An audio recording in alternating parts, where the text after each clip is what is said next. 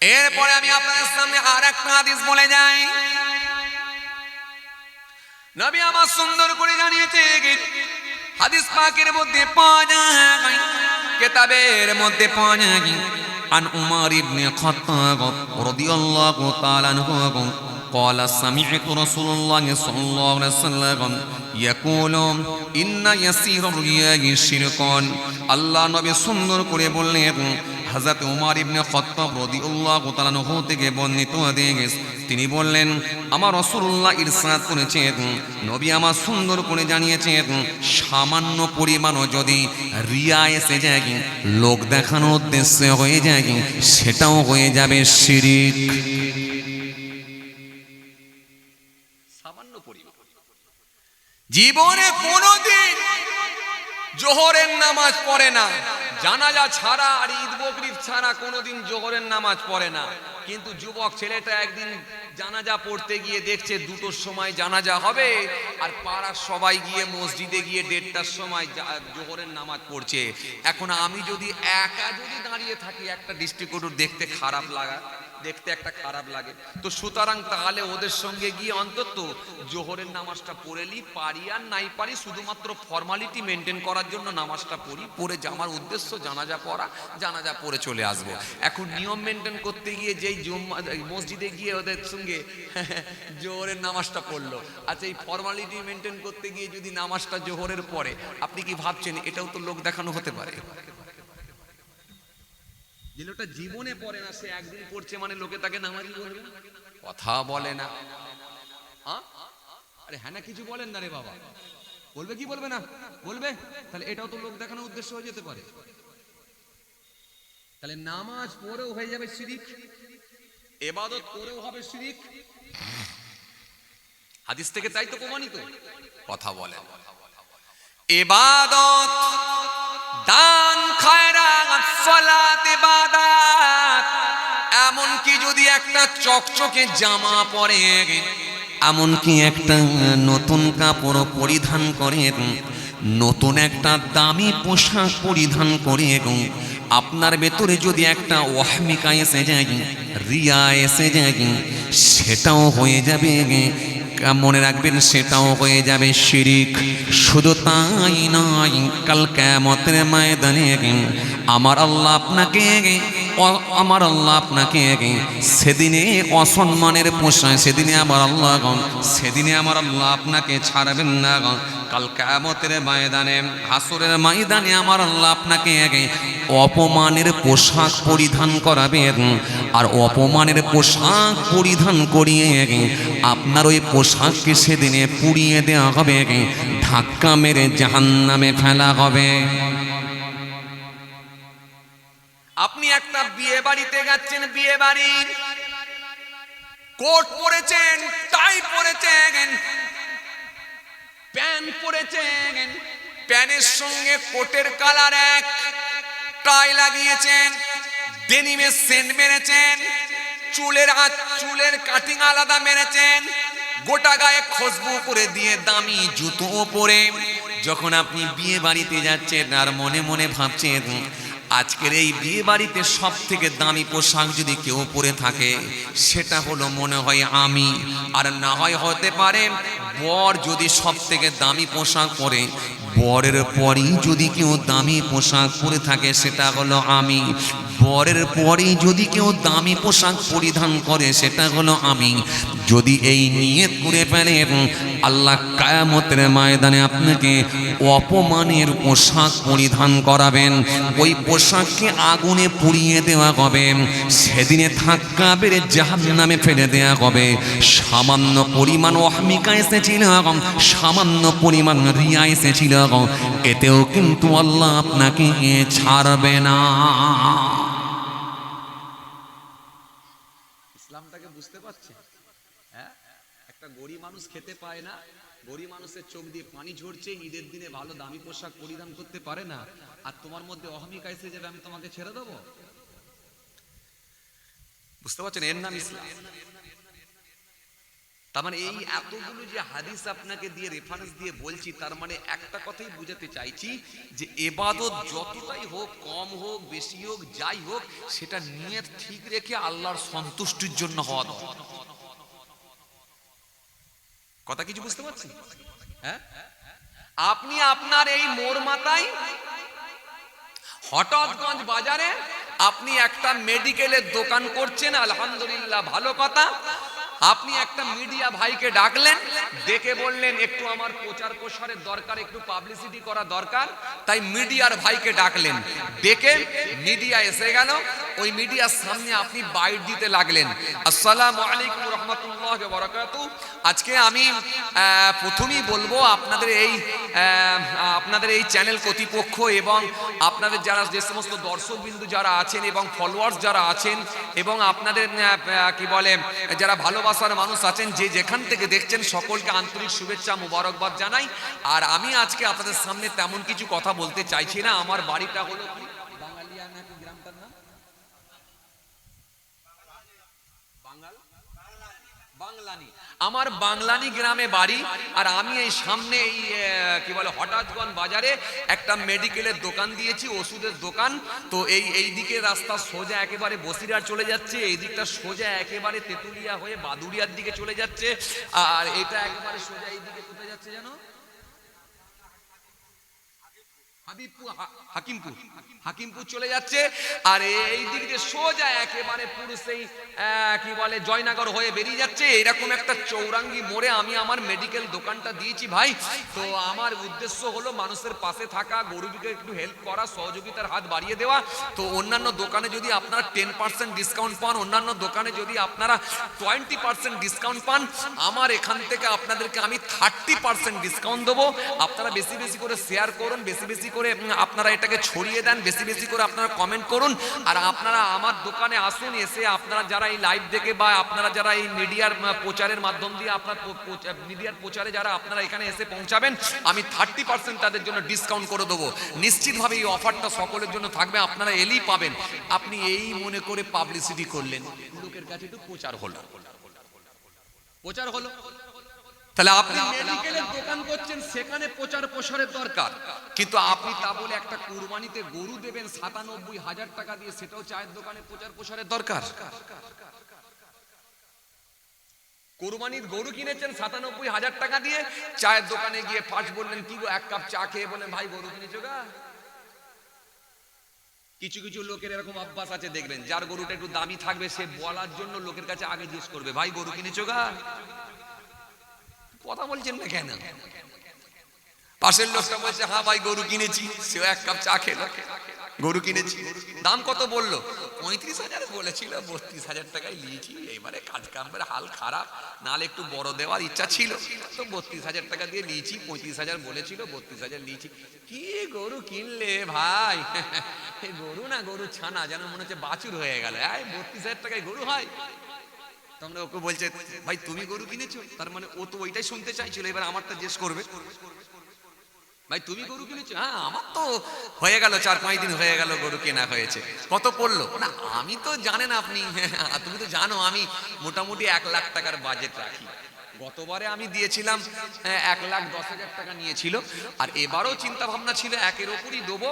একটা গরু দেখতে পেলাম, পছন্দ হয়ে গেল, 1,05,000 টাকা দাম বলেছিল, তাকে একটু মার্কেটিং করতে করতে 93,000 টাকা হয়ে গেল। না একটু দামটা কম হয়ে গেল, নাহলে ইচ্ছা ছিল 1-এর ওপরই গরুটা মোটামুটি কিনবো। তবে যাই হোক 93,000 টাকায় কিনেছি। আবার তুমি তো জানো ভাবি, ভাই তুমি তো জানো তোমার ভাবি আবার গরুর গোশ খায় না, তো ওর জন্য আবার একটা ছাগল কিনতে হলো, খাসি কিনতে হলো। খাসিটাও নিয়েছে খালি 25,000 টাকা। তাহলে 93 আর 25-এ কত হলো?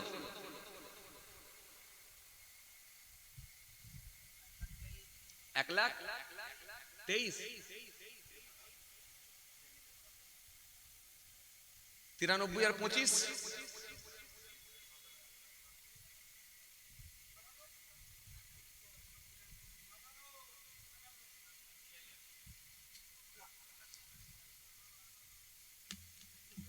একজনা বললেন 1,23,000, একজনা বললেন 1,18,000, আর একজনা বললেন 1,22,000। কোনটা ধরবো? তিনটি ধরবো না একটা ধরবো?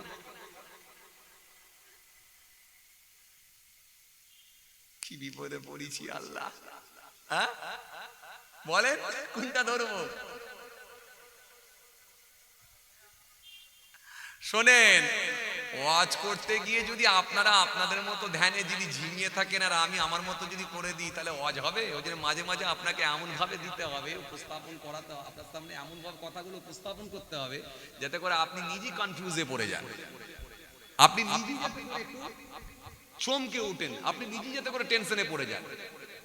এর তিনজনে দেখেন তিন রকমের দাম বলছে, 1,18,000, 1,22,000, 1,23,000।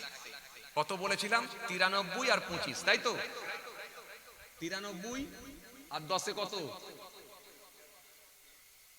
93 আর 10 1,03,000, তাই তো নাকি? হ্যাঁ 93 আর 10 1,03,000, 1,03,000 আর 10 কত? 1,13,000, 1,13,000 আর 5 1,18,000, তাহলে 22-23 কি করে হলো?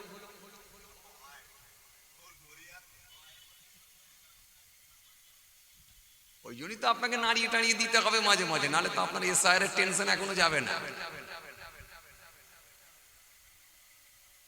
যে তাহলে 1,18,000 যখন আপনি এই প্রচার প্রসারটা করে দিচ্ছেন মানুষের সামনে গিয়ে, তখন আপনাকে বুঝে নিতে হবে যে আপনার নিয়তটা ঠিক,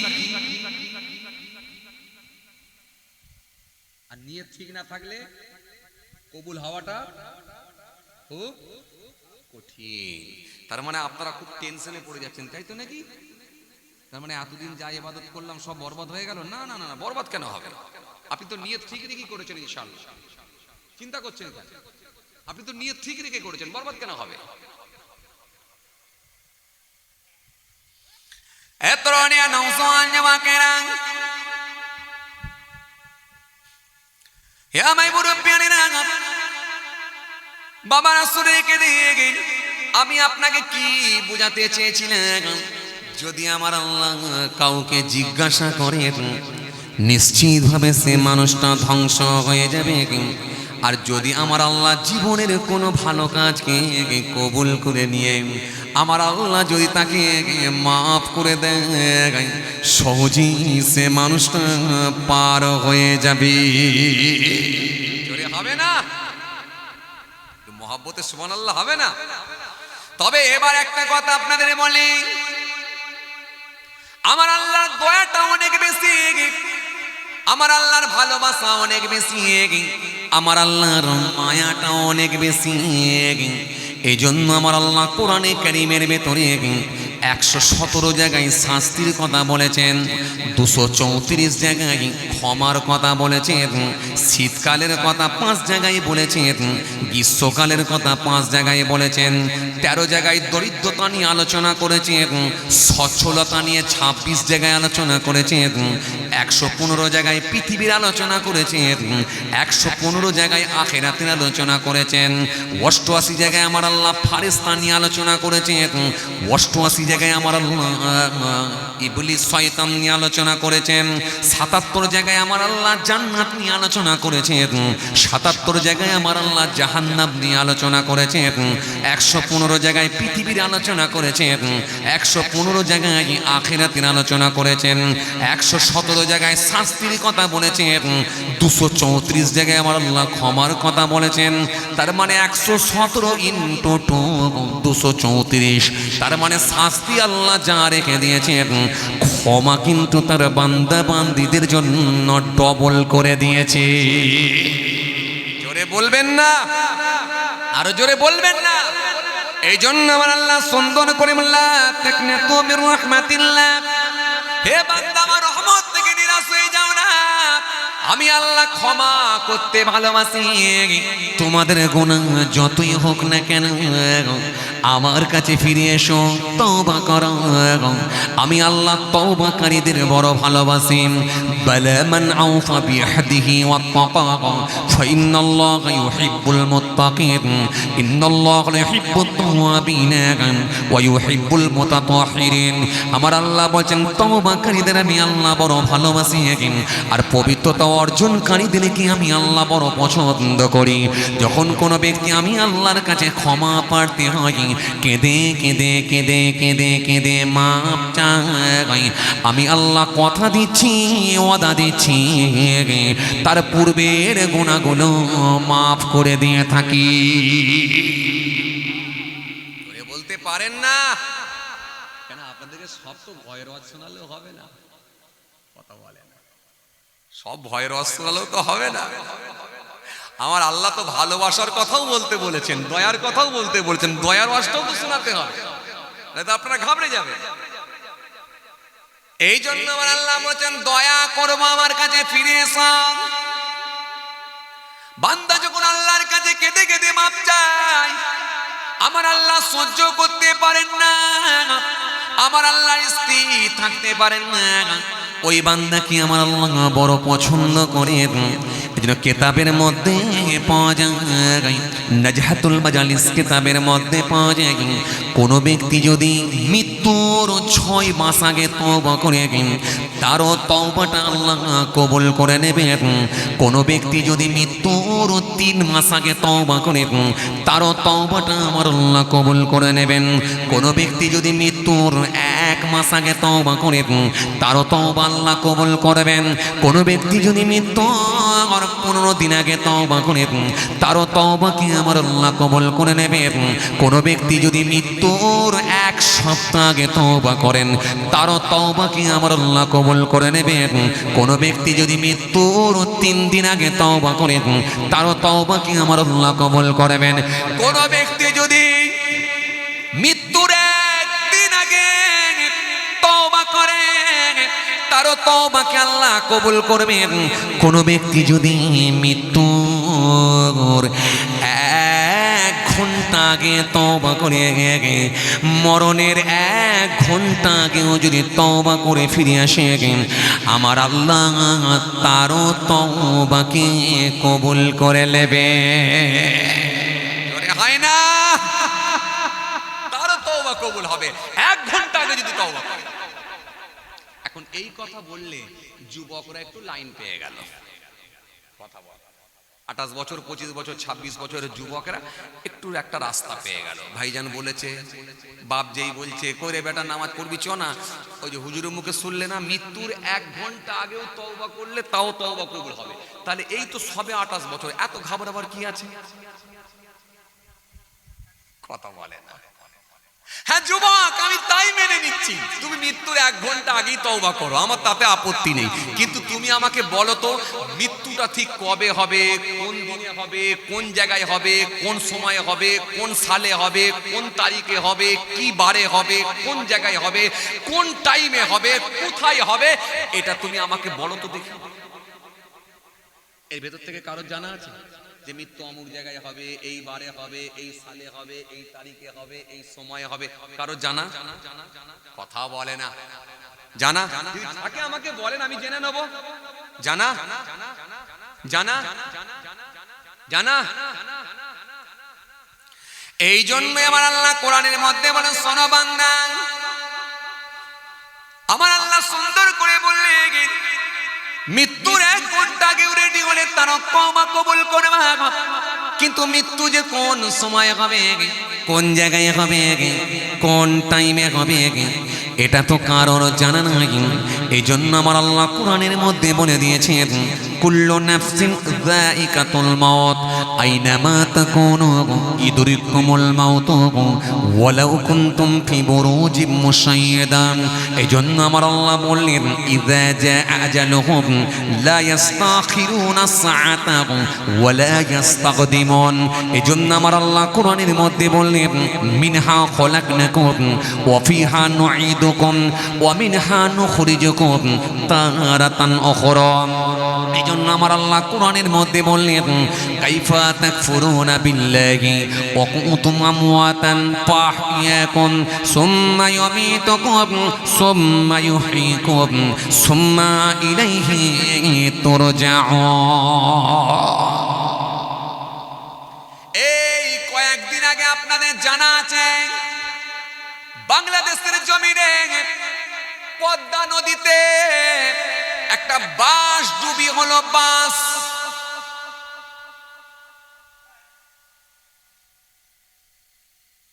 ভেসেলে উঠতে গিয়ে একটা বাস ডুবি হয়ে গেল পদ্মা নদীতে।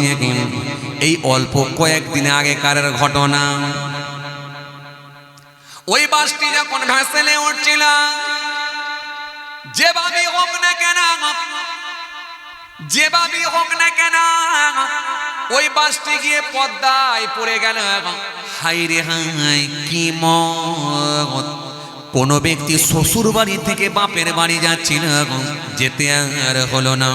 কেউ বাপের বাড়ি থেকে শ্বশুর বাড়ি যাচ্ছিল, যেতে আর হলো না। কেউ কাজের জায়গা থেকে, কর্মের জায়গা থেকে নিজের বাড়ি যাচ্ছিল, যেতে আর হলো না। কেউ আত্মীয় বাড়ি থেকে নিজের বাড়ি যাচ্ছিল, যেতে আর হলো না। ওই পদ্মা নদীতে বাসটি গিয়ে ডুবে গেল। কম বেশি প্রায় 40 জন মানুষ মারা গেল। কম বেশি প্রায় 40 জন যাত্রী মারা গেল। ও মুসলমান, ভালো করে শুনে রেখে দেন। ওই বাসেতে বসে আছে স্বামী আর স্ত্রী, দুটো সন্তান। বড় ছেলে বলতে লেগেছে, আব্বা আমি নদী দেখব, পদ্মা নদী। বড় ছেলের হাতটা ধরে নিয়ে বাপ পদ্মা নদী দেখাবে বলে নিচে নেমেছে। ওই বড় ছেলে আর বাপ দুজনে বেঁচে গেল, কিন্তু ছোট সন্তান আর নিজের স্ত্রী তারা ওই বাসেতেই রইল, দুজনই মারা গেল। বাপ এখনো পর্যন্ত তখনও বাপ জানে না অল্প সময়ের মধ্যেই আমার আহলিয়া মারা যাবে। বড় সন্তানটাও জানে না আমার ছোট ভাই আর আমার আম্মা এখনই ওই বাসটা থেকে ডুবে মারা যাবে। এটা কিন্তু কেউ জানে না। এরই নাম হলো মৃত্যু, এরই নাম হলো মৃত্যু, এরই নাম হলো মৃত্যু। ওই মৃত্যুর সময়তে সোশ্যাল মিডিয়ায় আমাদেরকে গায়ে লোম দাঁড় করিয়ে দিয়েছে। ওই মৃত্যুর সময়ে এক মা তার 8 বছরের সন্তানকে নিয়ে বাসের মধ্যেই ছিলেন। হঠাৎ করে দেখা যায় ওই বাসটি যখন পদ্মা নদীতে ডুবে যাচ্ছে, ওই সময় মা চিন্তা করে দেখলেন হাতে আমার বড় সময় কম। এখন যদি আমি জানালা দিয়ে আমি বেরোবার চেষ্টা করি, আমার সন্তানটা নিঘাত ডুবে মারা যাবে। আর যদি আমার সন্তানকে যদি জানালা দিয়ে কোনো রকমে ঠেলে বের করে দিতে পারি, আমার সন্তানটা পৃথিবীর জমিনে থাকবে, আমি মা হয়তো কবরে চলে যাব, কিন্তু আমার সন্তানটা আমার জন্য কেঁদে কেঁদে কেঁদে কেঁদে আল্লাহ দরবারে দোয়া চাইবে, আর আমার জন্য সোয়াবের শানি দোয়া খায়ের করবে। হাতে আমার সময় কম, হাতে আমার টাইম কম, বাস পানিতে পড়ে গেছে, ডুবে গেছে অর্ধেক, বাকিটা এখনই ডুবে যাবে। আর আমাকে 1 মিনিটও সময় দেবে না, অথচ আমাকে অল্প কিছু সময়ের ভেতরে আমাকে যা সিদ্ধান্ত নেওয়ার নিতে হবে। 8 বছরের বাচ্চাকে জানালা দিয়ে ঠেলে বের করে দিল ওই মা। 8 বছরের বাচ্চাকে জানালা দিয়ে ঠেলে বের করে দিলাম। পানির ভেতর থেকে একটা 8 বছরের ছেলে বেরিয়ে আসছে। ভেসেলের ওপর থেকে মানুষজন তাকিয়ে চিৎকার মেরে কেউ দড়ি ছুঁড়ে দেয়, কেউ গামছা ছুঁড়ে দেয়। বাচ্চাটা সেই সময় সাঁতারে কেটে কেটে ওপরে ওঠে, ওপরে ভেসেলে ওঠে, কাঁদতে লেগেছে, মা গো মা,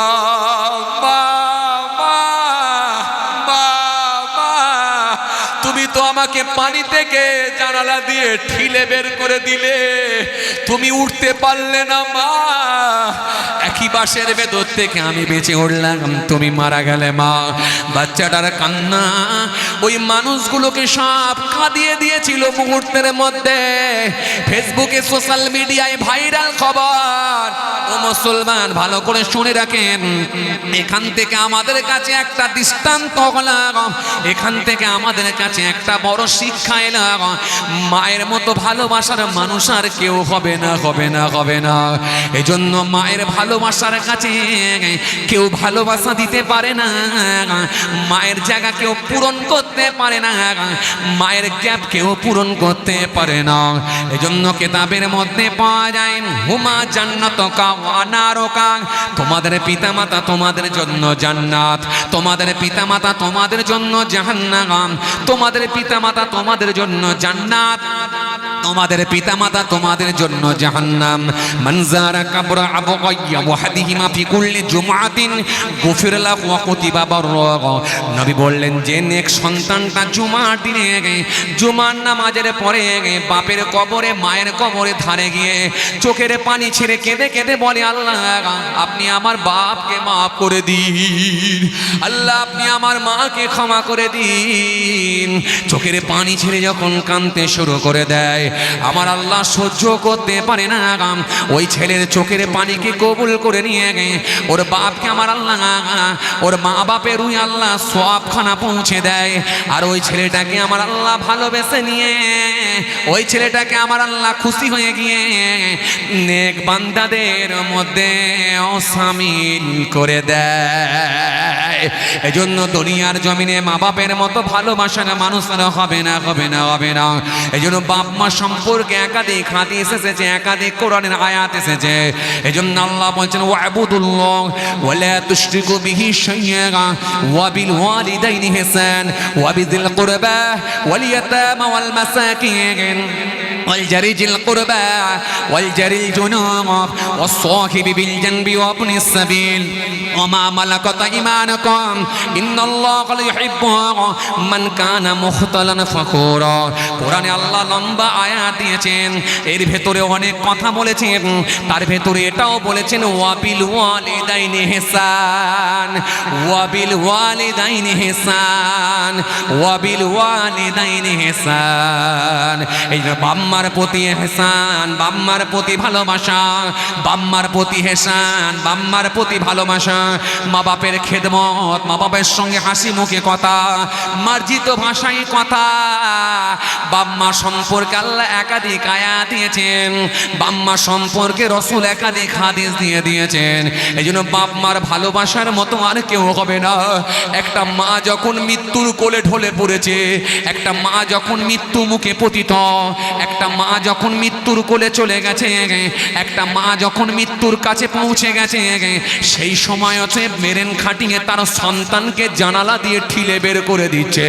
ওই সময় পৃথিবীর কোনো মানুষ সন্তান বাঁচানো তো দূরের কথা, আগে নিজে বাঁচানোর কথা, আগে নিজে চেষ্টা করার কথা। তা না করে ওই মা তার ভালোবাসার পরিচয় দিয়ে সন্তানকে জানালা থেকে বের করে দিয়ে নিজে মৃত্যুর কোলে পৌঁছে গেলেন, নিজে মৃত্যু মুখে পতিত হলেন, নিজে মৃত্যুর কোলে চলে গেলেন, মৃত্যুর কাছে পৌঁছে গেলেন। অল্প সময়ের মধ্যে মৃত্যুবরণ করলেন, মারা গেলেন, মৃত্যুকাল হয়ে গেলেন, মারা গেলেন। কিন্তু মনে রাখবেন, ইচ্ছা করলে তো মা বাঁচার চেষ্টা করতে পারত, কিন্তু সেখানেও সে সন্তানের ভালোবাসা দেখিয়ে দিয়ে গেছে। কেন আমি মা বাঁচাতে গেও আমার সন্তানটা দুনিয়ার জমিনে বেঁচে থাক। কথা কিছু বুঝতে পারছেন কি বুঝাতে চাইছি? হ্যাঁ, বুঝাতে পারছি আপনাদেরকে কি বুঝতে চাইছেন, কি বুঝাতে চাইছি বুঝতে পারছেন? হ্যাঁ, সন্তান। এই প্রসঙ্গটা টানলাম কেন? মৃত্যু যে কত নিকটে এটা বোঝানোর জন্য, আপনাকে আমি এটা বোঝানোর জন্য এই প্রসঙ্গটা টানলাম। কি বুঝাতে চাইলাম? যে ছেলেটা মনে করছে যে মৃত্যুর আগে রেডি হয়ে যাব, 75 বছর হলে রেডি হব, তাকে আমি বুঝাতে চাইছি না, মৃত্যু খুব নিকটে। আজ রাতেও হতে পারে, আজ রাতেও হতে পারে, কিছুক্ষণ পরেও হতে পারে, কাল সকালেও হতে পারে, কাল বিকালেও হতে পারে। এর নাম মৃত্যু। যেহেতু কোরআন বলেছে কুল্লু নাফসিন যায়িকাতুল মাউত, প্রত্যেক প্রাণী মাত্রই মৃত্যুর স্বাদ গ্রহণ করবে, মৃত্যুর হাত থেকে রেহাই পাবে। যেহেতু কোরআন বলেছে আইনামা তাকুনু ইউদরিকুমুল মাউত ওয়ালাউ কুনতুম ফি বুরুজিম মুশাইয়্যাদা, মৃত্যুর ভয়তে তোমরা যেখানেই পলায়ন করো না কেন, মজবুত কেল্লার মধ্যে গিয়েও যদি আত্মগোপন করো, আমি আল্লাহ বলি মৃত্যুর হাত থেকে রেহাই পাবে না। আবার আল্লাহ বলে ইযা জাআ আজালুহুম লা ইস্তাখিরুনা সাআতান ওয়া লা ইস্তাকদিমুন, মৃত্যুর যে সময় নির্ধারণ করে দেওয়া হয়েছে, 1 মিনিট আগেও হবে না, 1 মিনিট পরেও হবে না, জাস্ট টাইমে মৃত্যুবরণ করতে হবে। কি বুঝলি? তার মানে বুদ্ধিমান লোক যারা হবে, মওতকে অনেক দূরে মনে না করে এখনই সে তৈরি হয়ে যাবে। আমি আপনাকে এটাই বোঝাতে চাইছি। তার মানে এখনই রেডি হয়ে যাওয়াটাই বুদ্ধিমানের কাজ। তার মানে রেডি, তওবা করে ফিরে চলে আসে। আর তওবাকে আল্লাহ বলছে ভালোবাসি, কবুল করব। কবুল কবুল কবুল। কেন? ও বান্দা যখন গুনার কথা মনে করে আমার কাছে যখন হাত তুলে কাঁদবে আর চোখের পানি ঝরাবে, হ্যাঁ আমি আল্লাহ দুটো ফোঁটাকে বড় ভালোবাসি। এক শহীদানদের রক্তের ফোঁটা, আর দ্বিতীয় হলো বান্দার চোখের পানির ফোঁটা। এই চোখের পানির ফোঁটা যখন ঝরিয়ে দেবে, ওই এক ফোঁটা পানি আমি আল্লাহর কাছে এত প্রিয় হয়ে যায়, ওই এক কাতরা মাছির মাথার মতো যে চোখের পানি বার হয়েছে, ওটাই জাহান্নামের আগুন নেভানোর জন্য যথেষ্ট হয়ে যেতে পারে। সুবহানাল্লাহ, একটু জোরেও বলবেন না? যথেষ্ট হতে পারে। কেন? জাহান্নামীরা এত কাঁদবে, কেঁদেও কোনো লাভ হবে না, উপকার হবে না। তাহলে আগে আপনাদেরকে কি বলছিলাম? আমল করেও আটকাতে পারে, পরে আবার আল্লাহর দয়াটা কতটা আছে সেটা আপনাকে বোঝানোর জন্য বলছি। মানে ঘাবড়াবার কোনো কারণ কারণ কারণ জীবনে কোনো ভালো কাজ যদি আল্লাহর সন্তুষ্টির জন্য হয়, ওটাই আল্লাহর দরবারে পছন্দনীয় হতে পারে। আর আল্লাহ যদি মনে করেন কোনো ভালো কাজকে কবুল করে নিয়ে বান্দাকে ছেড়ে দেবো, পার করে দেবো, 100% সে বান্দা খুব সহজেই পার হয়ে যাবে। এই জন্য আল্লাহর দয়াটা কিন্তু অনেক বেশি মনে রাখতে হবে। এই জন্য ভাইরা আমার, মনে রাখতে হবে আল্লাহর দয়াটাও অনেক বেশি, দয়াটাও অনেক বেশি। আপনাদেরকে আমি একটা হিসাবও দিয়েছিলাম, কোরআনের মধ্যে আল্লাহ কি বলেন? 117 জায়গায় শাস্তির কথা, 234 জায়গায় ক্ষমার কথা। মানে 117 × 2 234। তার মানে শাস্তি আল্লাহ যা রেখেছেন, ক্ষমা কিন্তু তার বান্দাদের জন্য ডবল করে দিয়েছে। ঘাবড়াবার কোনো কারণ আসে। এবার আপনাকে যদি আমি আরেকটুখানি বলি না, আপনি আরো বুঝতে পারবেন ক্লিয়ার যে হ্যাঁ আল্লাহর দয়াটা কত বেশি। তো যাই হোক, সময়ের দিকে লক্ষ্য করে আমি আর আগাতে চাইছি না। আল্লাহ যদি নিয়ে আসেন ইনশাল্লাহ ফের কোনোদিন আলোচনা করবো ইনশাল্লাহ। আমার জন্য দোয়া করবেন, আমি আপনাদের জন্য দোয়া রাখি। আজকে তাহলে আপনাদেরকে আমি এটুকুই বোঝাতে চেয়েছিলাম, একটা হাদিসকে সামনে রেখে, আল্লাহ আটকালে তাকে ধরতেই পারে, আর যদি জীবনের কোনো ভালো কাজ আল্লাহর কাছে পছন্দ হয়ে যায়, খুব সহজেই তাকে মাফ করে দিতে পারে।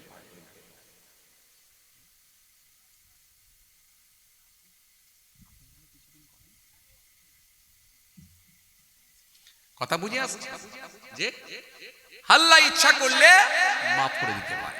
কেতাবের মধ্যে এসেছে, খুব খেয়াল করেন, কেতাবের মধ্যে এসেছে, তাকান আমার দিকে, খেয়াল করেন, কেতাবের মধ্যে এসেছে এক ব্যক্তি রাস্তা দিয়ে হেঁটে হেঁটে হেঁটে হেঁটে যাচ্ছে তৎকালীন সময়, আজ থেকে প্রায় 1800-2000 বছর আগেকার কথা বলছি। হেঁটে হেঁটে যাচ্ছে, হঠাৎ রাস্তায় যেতে যেতে মানুষটিকে পিপাসা লেগেছে, তেষ্টা। মাঝে মধ্যে আমাদেরকে পিপাসা লাগলে কি করি আমরা? কি বলে যেন, ওই সামনে হঠাৎগঞ্জ বাজার, ওই বাজারে গিয়ে আমরা চায়ের দোকানে কি ওই মিষ্টির দোকানে আমরা পানি পেয়ে আমাদের তেষ্টা নিবারণ করে নিতে পারবো। ট্রেনেতে বাসে করে গেলেও আমরা ব্যাগেতে আমাদের পানি থাকে, কিংবা হয়তো পানির বোতল কিনতেও পাওয়া যায়, তেষ্টা খুব সহজে নিবারণ করা যায়। এখন অ্যাভেলেবেল টিউবওয়েল আছে, তারপরে ট্যাপ হয়ে গেছে, অ্যাভেলেবেল পানির খুব অ্যাভেলেবেল পাওয়া যায়, যেখানেও তেষ্টা নিবারণ। কিন্তু 1800 বছর আগে, 2000 বছর আগে এইসব পানির ব্যবস্থা ছিল না। একেবারে মরুভূমির বালু আর সেই ঘন জঙ্গল, এই সবকে কাটিয়ে মানুষকে এক জায়গা থেকে আর এক জায়গায় যাতায়াত করাটা বড় কষ্টকর ছিল। কখনো হিংস্র প্রাণীর সম্মুখীন কেউ হতো, হয়তো প্রাণ তাদের চলে যেত। কখনো আবার কেউ শত্রু তাদেরকে আক্রমণ করতো, মেরে ফেলতো, তাদের সঙ্গে সব লুটপাট করে নিত। এক জায়গা থেকে আরেক জায়গায় যাতায়াত করাটা মানুষের জন্য খুব কষ্টকর ছিল। কেতাবের মধ্যে এসেছে এক ব্যক্তি ওই সময় যখন পানির অত্যন্ত পিপাসায়, লোকটি কাতর হয়ে পড়েছে, তেষ্টায় কলিজা ফেটে যাচ্ছে, কোথায় একটু পানি খাবো, পানি পাবো, একটা কূপের অন্বেষণ করছে, খুঁজছে কূপ, কুয়া।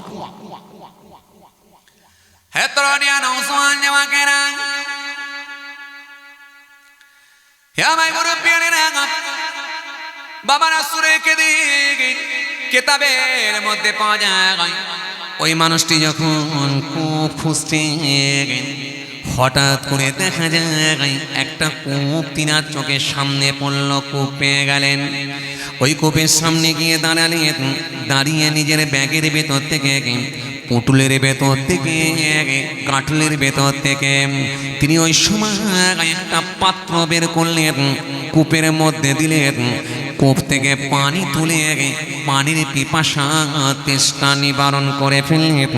কিন্তু হঠাৎ করে দেখা যায় কোথায় ছিল একটা কুকুর, ওই কূপের সামনে এসে পানির দিকে তাকিয়ে হাঁপাতে লেগেছে, জিহ্বা বেরিয়ে গেছে, হাঁপাচ্ছে।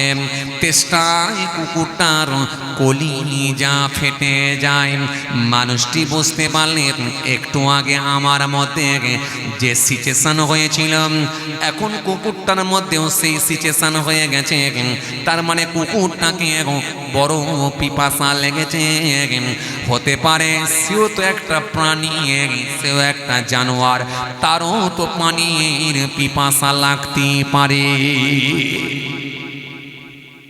তারও তো পানির পিপাসা লাগতেই পারে। তো সুতরাং একটু আগে আমার যেমন হচ্ছিল, তাহলে এখন লোকটি ঠিক সেরকম জিনিস হচ্ছে।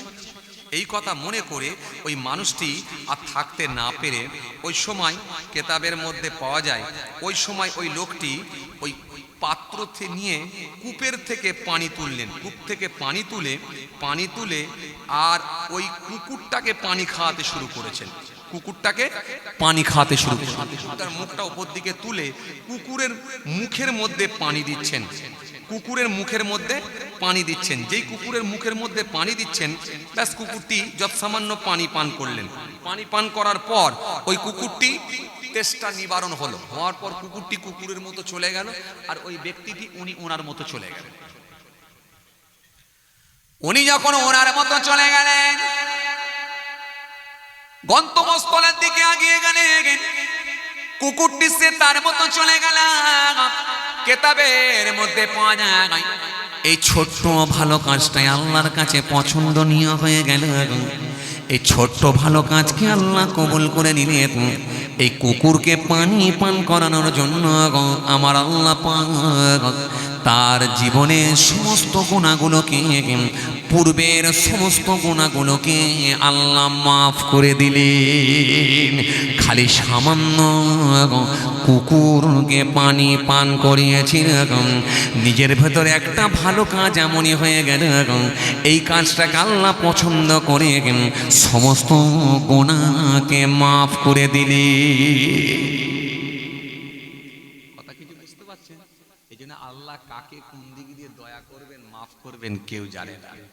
এই জন্য বললাম জীবনে কিছু ভালো কাজ আমাদের থাক, যেটা একমাত্র আল্লাহ জানবে আর আপনি জানবেন, আর তৃতীয় ব্যক্তি কাকে জানানোর দরকার নাই। সকালবেলা যখন মুদিখানার দোকান খুলেছেন, একটা ভিক্ষুক একটা ভিখারি এসে হাত পেতেছে। যখন হাত পেতেছে আপনার কাছে সেরকম পয়সা কড়ি খুচরো নাই, আপনি 10টা টাকা পেজুলো পকেটে বের করে দিয়েছেন, দিয়ে বললেন ভাই এই মাত্র সবে দোকান খুলছি, যাক 10 টাকা খুচরো ছিল আর সেরকম খুচরো নেই, যাক তুমি এটা রাখো, আলহামদুলিল্লাহ, আল্লাহ করলে ফের পরে দেবো ইনশাল্লাহ, পরে আসবে এখন বলে যখন উদার মনে 10টা টাকা নিয়েতে দিয়েছেন আল্লাহর সন্তুষ্টির জন্য, আল্লাহ জানে আর আপনি জানেন, এই আর ফকির সাহেব জানে, মনে এই কথা মনে করে যখন আপনি 10টা টাকা দিয়েছেন, এই 10টা টাকা যদি আল্লাহর কাছে পছন্দ হয়ে যায়, এটাই আল্লাহ ইচ্ছা করলে একটা নাজাতের ওসিলাও করে দিতে পারে। আল্লাহ কাকে কোন দিক দিয়ে মাফ করবে, কোন দিক দিয়ে ক্ষমা করবে, এই জন্য কেউ বলতে পারবে না, কেউ বলতে পারবে না। আর কাকে কোন দিক দিয়ে আল্লাহ আটকাবে সেটাও কারোর বলার ক্ষমতা নাই। তবে আল্লাহর দয়া, আল্লাহর ভালোবাসাটা অনেক বেশি, এটা মনে রাখতে হবে। কথা কি বলছি বুঝে আসছে? ভালোবাসা অনেক বেশি, এই জন্য যতটা পারা যায় সঠিকভাবে আমাদের করার চেষ্টা করতে হবে। কিয়ামে যখন নামাজ পড়ার সময় কিয়ামে যখন দাঁড়াবেন, সিজদার দিকে তাকাবেন, যখন রুকুতে যাবেন 2 পায়ের দিকে তাকাবেন, সিজদায় যখন যাবেন নাক আগে যাবে, তারপরে কপাল যাবে, উঠবেন যখন কপাল উঠবে, তারপরে নাক উঠবে। আপনি যখন রুকুতে যাবেন এতটাই হ্যাট হবেন যাতে করে পিঠেতে 1 বাটি পানি দিয়ে দিলে পড়ে না যায়। ডান দিকে যখন সালাম ফেরাবেন, ডান দিকে যখন সালাম ফেরাবেন